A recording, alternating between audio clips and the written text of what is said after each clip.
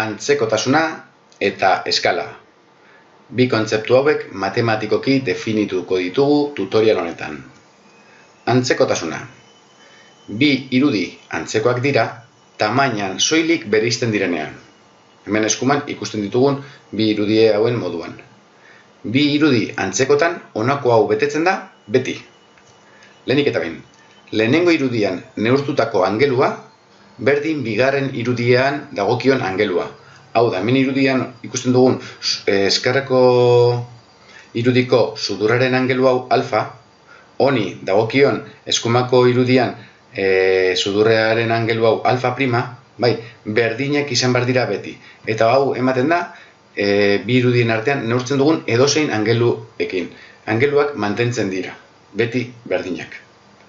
Eta bigarrenik, jakin behar dugu ere, lehenengo irudian ematen den proportzioa, berdin bigarren irudian dagokion proportzioa. Hau da, lehenengo irudian hemen altuera A zati zabalera B egiten badut, eta honi dagokion bigarren irudian altuera A' zati B', bi zatiketa hauek emaitza berdina eman behar dute, proportzioa mantentzen delako. Goazen ikustea orduan aurrekoarekin erlazionatuta zer den antzekotasun arrazoia. Hemen, adibidetxo honetan, ikusten ditugu bi zuziri, bai? Orduan, eskumakoa, eskerrakoa baino txikiagoa da, bai? Egin da txikitu. Zenbat ez dakigu oraindik. Goazen topatzea zein den bi hauen artean dagoen antzekotasun arrazoia. Horretarako, eskumako irudian adibidez altuera, zuziriaren altuera, zati eskerrekoa egiten badut, 44 zati 45, honek ematen dit 0,8. Hori da, bi irudien artean dagoen arrazoia. Eta frogatzen badugu, zabalerekin adibidez, eskumako zuziriaren zabalera 24, zati 30, honek ere 0,8 ematen dit. Eta dozin neurri, eskumako irudionetako lehiotxo honen diametroa 6,4, zati eskerrekoa 8 zentimetrokoa dela, zatiketa egin dere 0,8. Honek esan ditu orduan, antzekotasun arrazoia irudi honetan, bai, bi irudi hauen artean, 0,8 litzatekela. Eta, bueno, jakin dezazuen ere, fotokopiagailuek antzekotasun arrazoia ehunekotan adierazten dutela. Hau da, gure adibidean, 0,8 hamartarra hau, ehunekotan, 180 litzateke. Bai? Bale. Eta eskala, ere, antzekotasun arrazoiarekin erlazio handia doka.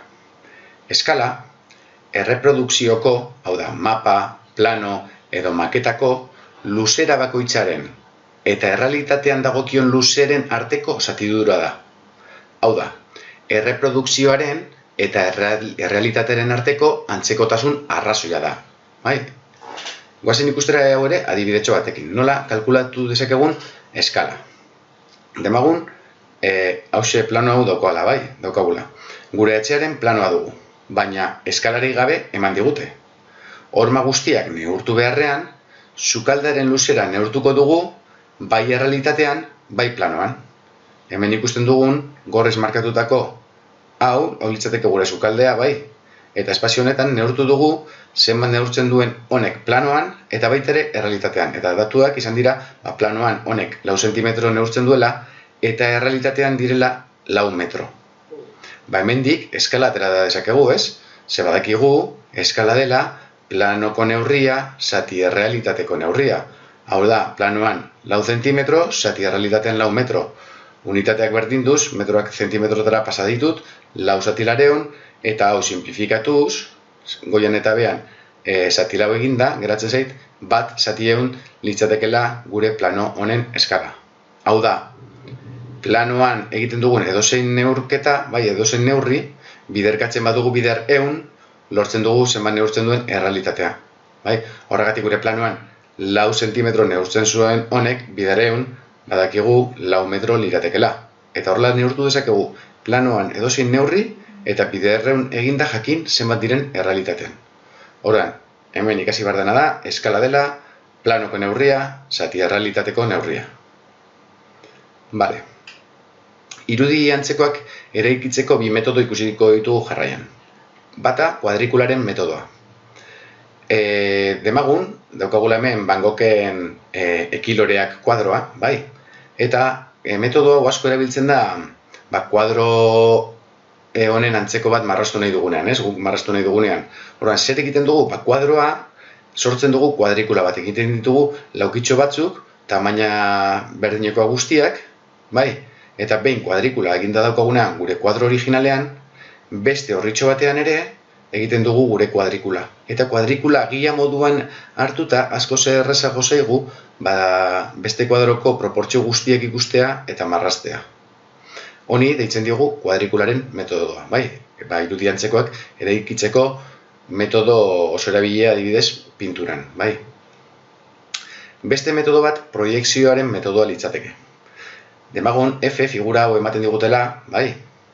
Ben berdez ikusten dugun hau, eta proiekzioaren metodoaren bitartez eraiki nahi dugu irudi antzeko bat. Horretarako, O proiekzio puntu batetik sortzen ditugu erpin bakoitzera hainbat zuzen, bai? Eta nahi dugun puntu batean, kasu honetan, adibidez, OA hau baldin bada distantzia hau, honen bikoitzera sortuko dut A' eta hortik ja marraztuko ditut lerro guztiak, bai? Nire irudian lerro guztiak eta izpiekin bat egite duten lekuetan lortuko dut beste puntuak, bai?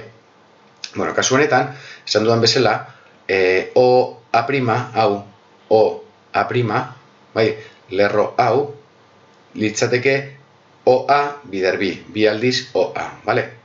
Horrela eraiki dudalakonik, bai? Matematikan, F irudia, F' irudian bihurtzeari homotesia deritzo. Bai, kasu honetan, homotesia arrazoia bidelarik. Eta O, homotesia zentroa litzateke. Bai, hauze litzateke proiekzioaren metodoa. Gaurkoz nahikoa.